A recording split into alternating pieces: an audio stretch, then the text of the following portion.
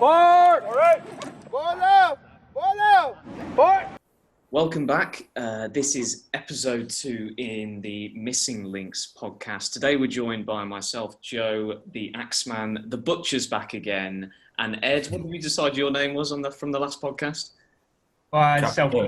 Self-claim Captain Hook, like that. That's a new one. I like that. or Boomerang Boy. Captain Hook, aka Boomerang Boy. Captain Hook. I like. We'll go to Captain Hook. I like that, Ben. Yeah, I've been calling you that for months. Have you? Yeah. I haven't even noticed. Oh, there you go. And today's podcast, the second one, as I said, is all about Shropshire, where we all originate from. You'll notice that we do not have our fourth member, Matthew Lee. He is currently engaged on a tennis court, coaching tennis, which he does full time, but sends his regards and wishes the podcast community well. So as I said before, today is all about Shropshire. And for those of you who don't know about the county of Shropshire, it's nestled on the English-Welsh border on its western side. On the east lies the second capital city of England, which is Birmingham, just up the road. We go all the way down to south of Ludlow, and then we go all the way up north past Whitchurch, I believe. And it's one of the largest inland counties. Quick fact for you, or hopefully a quick fact that is true.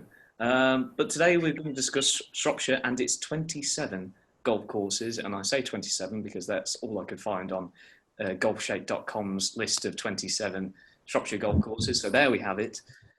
Shropshire's a beautiful county. You should visit. Great places to go. Shrewsbury, Ironbridge. I sound like a selling travel guide here as well. But it's also got some fantastic golf courses, which is the purpose of why we're here today, is to discuss those golf courses.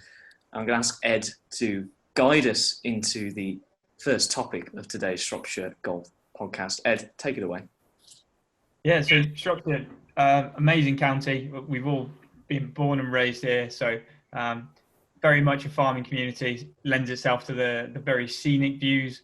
Some of the courses you go up towards the west, you're up at like Oswestry, you can overlook, you'll be overlooking the Welsh Hills, even potentially on a sunny day looking over towards Snowdonia National Park.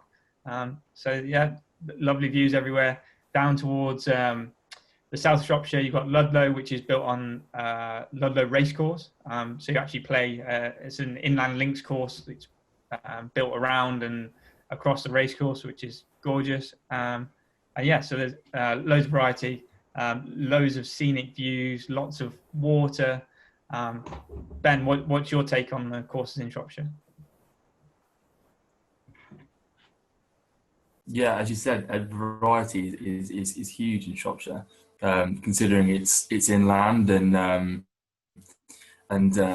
fairly hilly. It gets a good range. You've got courses like you say, Ludlow, flat inland links, fast, dry, good conditions, and you get places, for example, Church Stretton up in the hills, playing at altitude where the winds are either your friend or your enemy. So there's a good range. All sorts of ground played on. I think Oswestry is renowned for it being well kept with the ground it's built on.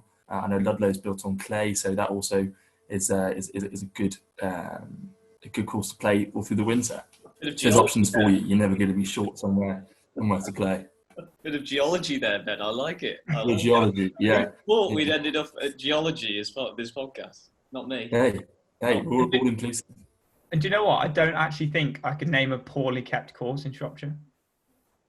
I think that epitomises the quality of the course. I mean, that's true. That's true. I mean, the winter, I think anywhere you go in the country or the world where they get cold, harsh, wet conditions in their winters, you're never going to get the same quality as the summer. But that's taken into account, and maybe just going off the summer conditions to good conditions. They're all of a good enough standard to go enjoy playing, and you're never going to come away from a course here feeling like you've been, missold some quality, because you tend to get it, don't you? Absolutely. No, I completely agree with that. I think Shropshire's great. It's got good variety. and like you say, especially throughout the summer, we all playing good old running trainers or some leisurely trainers rather than proper golf spikes. So I think that sums up. Although there have been a few occasional misses, or should I say, like swing and a slip. But yeah, like I think that lends itself to the quality of the courses. So I think last week was this week was the first week in almost a year and a half. I'd say I put spikes on. I think I've been playing in trainers for well over a year.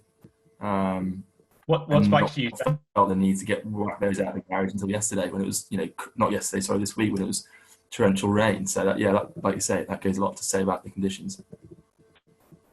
And just on a selling point, what spikes do you use? What spikes do you recommend? Well, I wouldn't say recommend them, but the ones I've got are some Adidas. I can't remember the name of them, but they are Adidas. And do you know what? They're bloody comfortable, and they keep your feet pretty dry. I think when I bought them a few years ago, my feet might have grown the odd size since. So when I bought them, they're probably a bit big, but nice and snug now. And it does make a difference. It's one of those things. I think that it's a neglected piece of golf kit. Some good shoes, depending on where you're playing and the conditions. So I would something I'd recommend as well. Something that definitely gets overlooked. I think you're right, Ben, because I've never bought a pair of golf shoes. I don't have a pair of golf shoes, but I know they're there. Or part of the reason they exist is for a certain level of stability. Now, anybody knows me from the tennis world, as Ed does, and I suppose now the golfing world, as Ben, you do. I'm quite light on my feet in general, and I push off a lot from the balls of my feet, and I don't sit back, and I think I lose a lot of stability, and I end up lifting my head. Ed knows this from tennis, so I think that's something that I actually need to invest in to make sure I can actually sit on the ground, because I jump. Even when I take some golf shots, I think I jump or I lift to some degree. But your center of gravity. It's hard to transfer weight if your feet aren't. Yeah. What are you going to say, Ed? Sorry, Ben. And I was going to say your center of gravity sits well above a lot of other people's. So like toppling over is an all too common occurrence. You're right. I think you're right. But no, I agree. I think I'm going to invest in some shoes as well, especially coming into the winter now. For sure. Yeah. Back to Shropshire. There we have it. Ben's invest in a pair of golf shoes. Top tip. This week's top tip is invest in a pair of golf shoes. You don't have to spend a fortune, but you'll be thanking me. Trust me. You'll be thankful for it. Apologies, chaps. I think my wife. Your wife? But we'll roll on. Okay, moving nicely on. Favorite golf course? That's a good topic. I'll lead off with that one if you don't mind. I've got to say. Oh yeah. I'm going to reconnect. I would have to say, go ahead, Ben. Ed will reconnect. You just get yourself. Sure? Okay. And whenever you're ready, mate. Whenever you're ready, whenever it suits you. Favorite golf course? Yeah, for me, hands down, Ludlow Golf Course in South Shropshire. One of the few inland links courses I think I've ever played, and I think it's probably the only inland links in Shropshire, as far as I know. I could be wrong there, but it's the only one I've come across anyway. Like I said, built on clay, built on a race course, very flat. Not the longest course in the world, but it's fast, especially in summers. It's hard, and if you can get the ball on the green in reg, that's a difficult thing to do, because it's keeping the ball on the green, and if you get it on there, it's trying to judge the greens, and they're that well kept that they're rolling.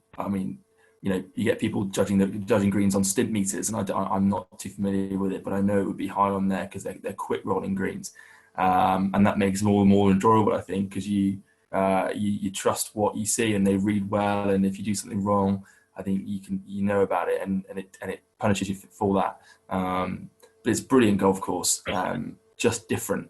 I think that's why I like it. You haven't got all the hazardous trees that put you off your tee shots, but to counter that, if you land in the heather and the ferns in between, you're not getting out. So it's a good one. It's a challenging one. And again, I think, from what I know, it's a fairly reasonably priced golf course. I think summer twilight tees, sort of £15 for 18 holes, and that's probably a sort of a standard rate, I'd say, for twilight tees in Shropshire. Family play there, and I've played there a couple of times over the last few years, and I absolutely love it. I'm definitely keen to go back. In fact, I'm playing there next Sunday. I'm playing there next Sunday. Brilliant golf course, and easily, I'd say, my favourite. What about you boys? Good question, Ben. And for me, because I suppose me and Ed have come to golf relatively late, so a lot of courses we played this year are new to us, and we haven't played around the country at all, so our baseline is quite low. However, for me, the best course that I played this year and so far is Hawkston Park's Hawkston course. I like the championship course, don't get me wrong, but the Hawkston course, in terms of general aesthetic and beauty of the landscape that you're playing within, is just second to none, particularly next to the Follies on the, was it 10th, 11th, 12th? Those holes are just absolutely gorgeous. I've just looked it up as well, and it's a grade 1 listed landscape, which is, it's fantastic. Secondly, whilst it is difficult as well, particularly for an amateur such as myself, there are opportunities to make pars, bogeys, keep your score relatively low, because it is quite open for the most part, which is quite good. It's very lush. You're not getting some terrible roughs on the side that you're going to lose your ball in. Mm-hmm. Obviously, there's the occasional water feature where you go and do, of course, lose your ball. I think, is it the 12th where you tee off the par 3 over, I think, the hole 11 that goes through it, and then there's that water feature or moat around the hole itself that you try and hit in. Was it the 12th? I forgot what number it was. No, so that's going to be the 11th hole. 11th hole. Okay, so yeah, the 10th. I think it's the 11th hole. Okay, so the 10th kind of comes under it, and your tee box pushes back. Sorry, no, Carl, Joe, sorry, you're right. It's the 12th hole. Yeah, okay. 12th hole. My instincts were right. Okay, so the 11th comes underneath, and then the 12th, your tee box, you start out there and you try and pitch it onto this moat-surrounded green, which, to be fair, I think we've all done every single time we played. Okay. Yeah. Like, I don't think any of us have played terribly. I mean, you shanked one, Ben. I remember that. I think any of us had more than a single bogey. Yeah. That was the one where Captain Hook made the green, right, off the tee. Yeah. And 3 others didn't. Yeah. Is that? I'm just checking I've got the right hole. But we did chip on. That was someone else there, I think. Someone else. I suppose going back to your pricing thing as well, Ben, we this summer, spring/summer, haven't found it to be ridiculously priced, have we? Hawkston, you can get around there for £25 or less. Yeah, and that's on the weekend, which is staggering. Yeah. And if you catch it in good condition, I think that's a fantastic price. Yeah. And it's a friendly course as well. There's a great club/bar to go to after you've finished. Yeah. With some good bacon sandwiches, good coffee, generally nice people in there that I've found so far. You get to see a few exotic sports cars, a good range as well. Let's not forget the range that they've got there. That was really nice. It feels like a very good club. It would have been an interesting scenario to have been in their academy from a younger age if I'd been playing golf when I was younger. But no, for me, I think that they've produced quite a few good golfers over the years. Yeah, no, I think that takes. From what I know, they've produced quite a few. The old player, Ashley Chesters, is a lad there who plays on the European Tour now, whose home club is Hawkston Park. Who has done pretty well in the past. So I think the courses like that are going to produce good players, I think. Yeah, no, it's a very nice place to be. Good setting, great environment. So that takes it for me. Ed, what about yourself? That's good. I agree with both of you two, actually. Both great courses. For me, I'm going to have to look towards Ascot. For me, my favourite, I think.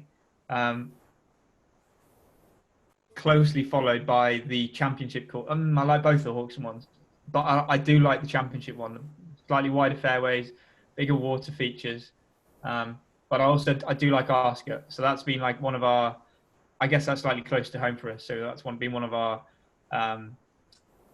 places to go in the week. So we've regularly done like a Wednesday, Thursday evening at Ascot because it's close by. So we have played there a few times, but I just think it's really picturesque. Most of the times we played there, you're looking over the Stratton Hills. It's quite high, so you are looking down and across quite a lot, which is lovely. And I don't know, a golf course that has probably my favourite holes on the course are like the back five, like the last 5 holes, and it's just something to look forward to the whole round. Which I think is great. Again, like lovely. There's lots of like water and different all sorts of terrain to negotiate. Plenty of rough as well. So I don't think it's the easiest, of course. We've played it a few times, so perhaps it is slightly easier. I don't know. What would you say, Ben? I think the first 9 is fairly tough, in my experience anyway. Like you say, it's tight and it's a lot of elevation to muck around with.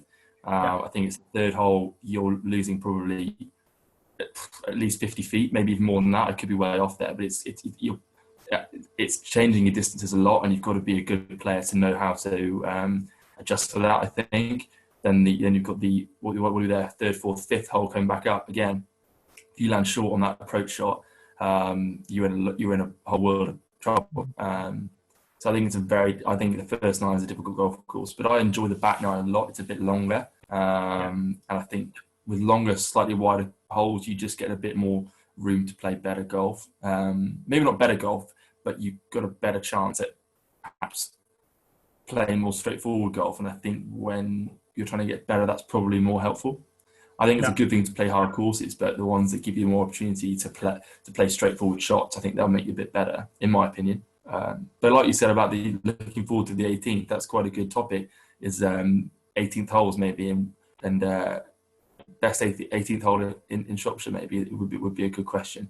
And Ascot would be right up there. 200 yards to the water, 250 yards over the water maybe. Do you go for it? Do you lay up to again another 50-foot elevation green, which is tight. Bunkers either side. I think you forget how interesting of a hole that is, and nobody wants a hole where they could be having a brilliant round and they need the last hole to keep them in it.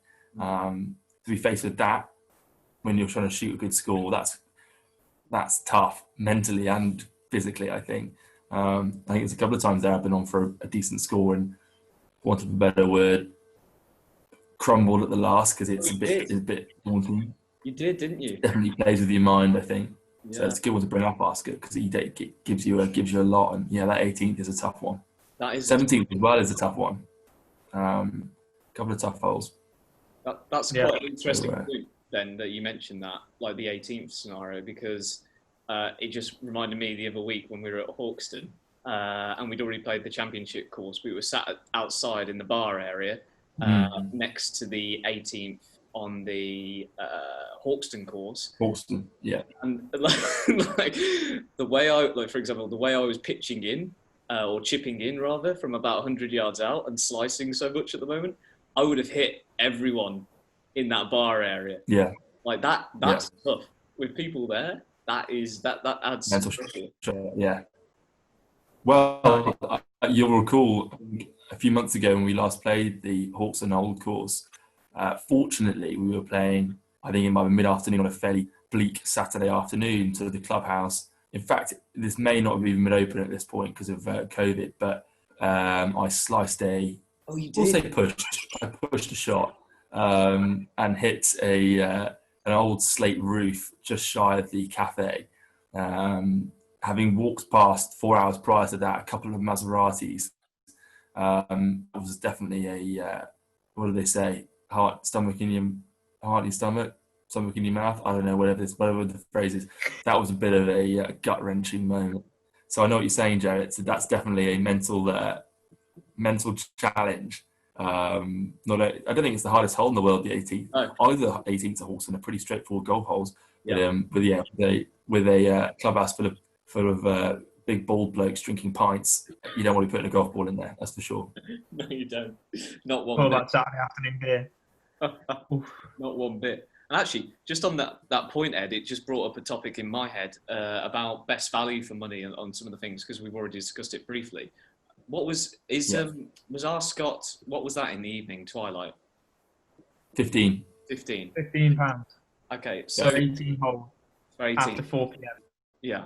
So just in terms of value for That's money. I think that's post 4. Yeah. So in terms of value for money, and I was just going to bring this up as well, Aqualate, which is located just next to Newport in Shropshire, is, I think it's £15 or £16 for unlimited golf. That's amazing. Wow, for the day. Yeah, for the day, basically. You can just keep going round. And what they do is, it's 9 holes, but the second 9 is essentially different tee positions.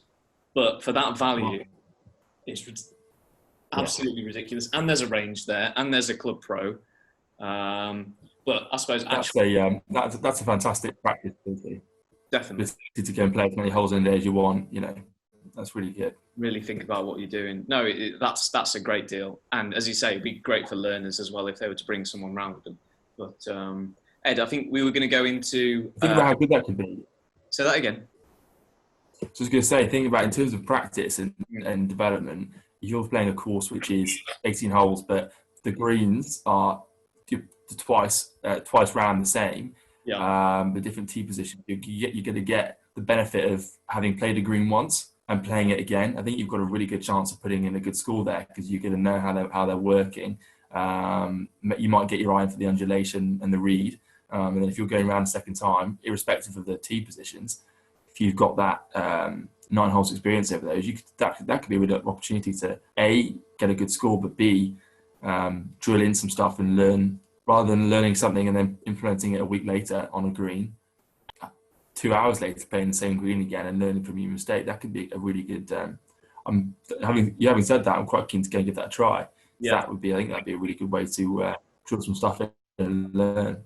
I think you'd really enjoy it. And actually, that's where I scored my second lowest score before I played Neil Brace with you lot the other day. I went 17 over at Aqualate, which blew my mind because that was the lowest I'd ever been. And then before, obviously, we played at Neil Brace. We'll get into that in a bit because I just played off the charts. I was bloody amazing. But yeah, actually, Ed, what were we going to go into next in terms of? Was it value for money? I forgot which bit we were going to go. Yeah, well, I was going to say best value for money. That was kind of this was the other part of my favourite course. Was I was going to bring up is Neil Brace, and that is purely just for the value for money. Value for money. £7 in the week, and I went with Granny the other day. £9 on the weekend as well. Prime time, played Saturday morning. £9 for 12 holes, and my gran has played at quite a few nice courses, and she said that the greens there are kept as well as, if not better, than some of the courses that she's played at, which are very expensive to play. So, I think Meal's up there on the value for money scale. The other one, which is a bit more of a native course for Joe, is the Horsehay. Right? Yeah. So Horsehay is another municipal course, so run by the council. And instead of it being Shrewsbury, which is Mill Brace, it's Telford and Wrekin Council who run Horsehay. And for an 18-hole golf course, prior to COVID, it was pretty cheap anyway. I think it was like 15 quid-ish. Post-COVID, it went up because they needed to have the staff on there to check everyone and whatnot. They were very hot on that, as you would imagine from a council's perspective. But what it is it's built on the site of landfill, as are a lot of courses. And that's actually where we're going to get into with some of the courses that my dad's actually designed as well, from quarries and landfill, that we're going to do another podcast about at some point. Just dropping that in there. My dad designed golf courses. Very poorly, as he says. But yeah, Horsehay, there's a lot to offer. The The first side is called the Wrekin side, and I would describe it to some degree a bit links-esque. There's a lot of heather about the place as well. Like, it was almost like sometimes you might consider it a Scottish course, you know, on the east side of Scotland that you see some of those course videos from. It's a bit like that. It's very interesting. The grass that sits there, because again, it's built on a landfill site, it doesn't grow green particularly well. It's got kind of got this very beige kind of look to it, which is a bit in Lynx-esque, as I said. And then the back nine is called the Telford side, which is the complete opposite, much lusher in general. But the rough, as soon as you get off the fairway, the rough is horrible. And like the amount of balls that I've lost on Horsehay golf course is silly, is stupid. I remember that. I've been there with you before, and I remember that rough being horrendous. It's horrible. Like you cannot find your ball whatsoever. There's literally no opportunity to find your ball unless you keep it relatively straight. Which isn't us. Which is well, we're getting there. We're getting there. But yeah. So actually, are they the only council courses that we know of in Shropshire? I think so. I think they're the only ones I know of. I've played a couple of municipals in the Wirral, of all places, in Liverpool. I had family up there, and we used to go hop on after hours the links courses there. And this was a long time ago, but I recall them being good enough golf courses. You know, I don't ever remember thinking, God, this is crap or poorly looked after. Yeah. I remember really enjoying it, and I was a bit younger then and not as experienced, so maybe now I wouldn't think the same. But I don't think I've ever played a municipal course and not enjoyed it. You know, ultimately it's still around a golf, and I think if you're playing a course which is maybe not the conditions that you would like to be playing on, well, you know, that's what you pay for, and you maybe get the benefit of the pressure taken away. I think if you pay £25-30 for a round of golf, you expect yourself to play really well. Yeah. You expect yourself to enjoy it a lot. You expect yourself to come away with something, you know, you want to get more from that experience, and you expect the course to be really good. But if you're paying a smaller premium to pay a course which is, you know, maybe probably a little bit easier and not as well kept, then at least you haven't got those expectations for yourself to go on and blow your own mind in terms of golf. You can just go on and play steady, and if you come away crap, then you go, well, it was a crap course or whatever. I think it's less pressure for yourself. I definitely put the pressure on myself to make my money's worth when I'm spending more than you know, a little bit to go play golf. But that's so sure. what you're trying to say there, Ben, is that if you play on a cheaper course, you've got an excuse for when the round doesn't go as to plan, right? And when you don't go around in scratch, that's the reason. The course just wasn't up to scratch. I wasn't going to say that, Ed, but since you have, yeah, that's what it is. That's right. No, we understand that. We've all been there. We've, you know. Let's just tap into the enormity of what I achieved last week at Meal Brace Municipal Golf Course in terms of a score. Yeah. Ed, you weren't there, you weren't present, so you didn't see what was probably the best you might see me play. Ben was witness to it. I went, was it 7 over through 12? 7 over through 12. And the only difference was when we were playing Hawkston the week before, the range, I did a full take back. I think I felt stable, actually. That was another thing. I felt stable when I was hitting. And I shot 7 through 12, 7 over through 12, which is the equivalent of maybe 11 over a full round, 12 over for a full round. Which is silly for me. Very, very good score. Which is silly. Fantastic. But I think, those, as you say, those courses allow you to potentially achieve those feats. And then I went... That's true, but you've got to remember that they, like I said, they're not the best kept. The greens don't... They're not bad greens, but they don't read well. I very rarely played a course where I feel like the greens read well, and that's especially true at municipals. So to actually, in all fairness, you could swing it both ways, I suppose. You could say it's a bit shorter. There's only 12 holes, 4 of them are par 3s. That allows you to get a better score. Or you could say, actually, the greens don't read very well. The rough isn't fantastic. Yet you've still gone on a really good score. So you can swing it both ways. But I don't think it's less of a feat to score well there. I don't think. Having said that, I've scored my best rounds there, but I think I've played there a lot. So I think maybe that's dependent on who you are. But I don't think that should take away from the score, Joe. Thank you. No, I agree with Ben. I wouldn't say the roughs are bad there though. I'd say the rough's pretty good. Although I'm comparing it to Horse Hay now. Joe's reminding me of Horse Hay, and Nope. genuinely it's like walking across the like top of the moors when you're like trekking completely off path and off trail. Like it's up to your knee thick grass. So It is tough.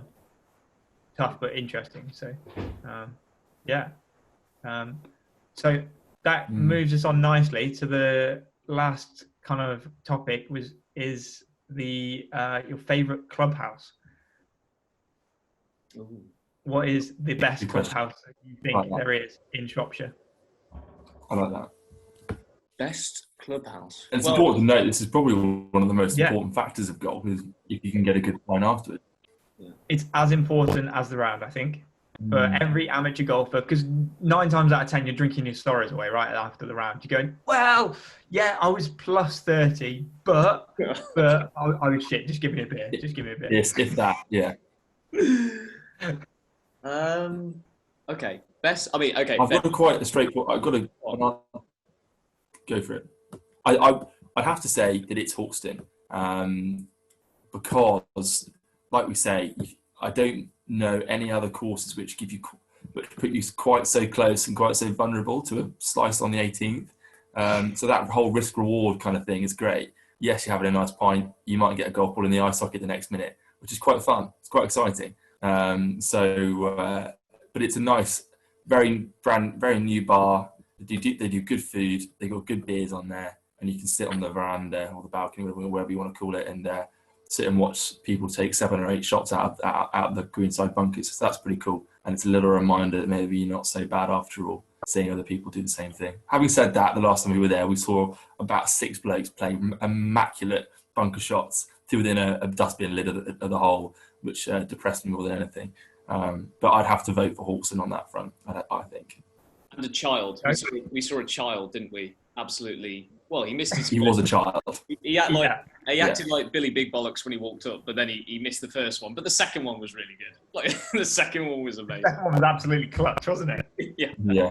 But so fair play to him. I think Ben. My vote. I'd have to agree, but similarly, Henley, the balcony that overlooks the first tee. I really enjoy that, especially on a summer's day when we were there last, having a drink, looking out across pretty much, how many holes? 1, 2, 3, 4, maybe 4 or 5 different holes that just set back into the landscape. That was gorgeous course as well, isn't it? Yeah. Fantastic course. What about you, Ed? No, Henley's definitely up there. Hawkston, fantastic as well. Perhaps we're a little bit blindsided by there's several that we've been to more regularly than others and eaten at. But I think Arscott is another one that's great. The clubhouse was it after the 9th and the 15th? You go past the clubhouse. So last time we were there. Very attractive clubhouse. Yes, it is. Last time we were there, we were pretty thirsty, needed rehydrating, so we got 3 pints or 4 pints of beer to keep us going. Arscott's great as well. I do. I think they're all pretty good. So that is. I think those are a good selection of clubhouses. Finally, to finish, obviously we know there's 27 golf courses in Shropshire. What course would you most like to play that you haven't played, and why? Quick 30 seconds to finish.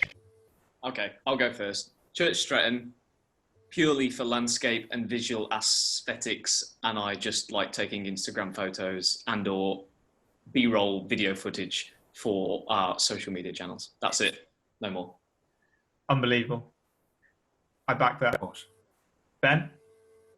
I'd have to say Oswestry Golf Club.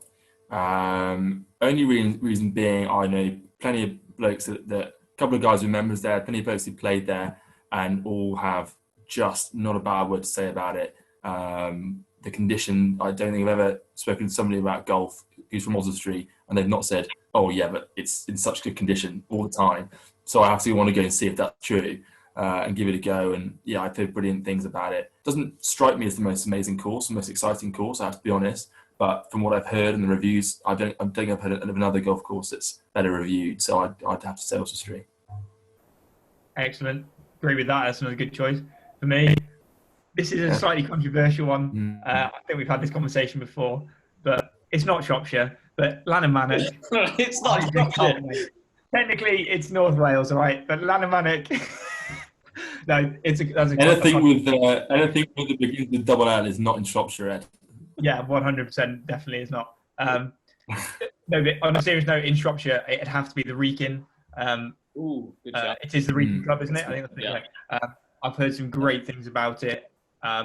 Perhaps slightly more on the pricey side, but yeah, I've heard some fantastic things about it. Again, I think it's pretty picturesque. The Wrekin is one of the many hills that are in Shropshire, but it kind of sits on its own and looks across Telford and Shrewsbury. So I imagine that there are elements of this involved on the golf course, so you get some quite nice views. But I don't really know much about it. I've just heard some very good things. So, and it's also pretty tricky, I think, and pretty undulating from what I remember. Could be wrong though. But yeah, no, but I think we have summarised Shropshire's golf courses pretty well in that, chaps. So hopefully that will be of some use and of some interest to the readers. Any closing remarks on golfing in Shropshire? If you could summarise it in one word, what would it be? Oh, good question. Glorious. Lush. Humbling. There you go. Glorious, lush, and humbling. That is golf in Shropshire. So yeah, thank you. Thanks again for watching. Make sure you hit the subscribe button. Keep up to date with everything we have.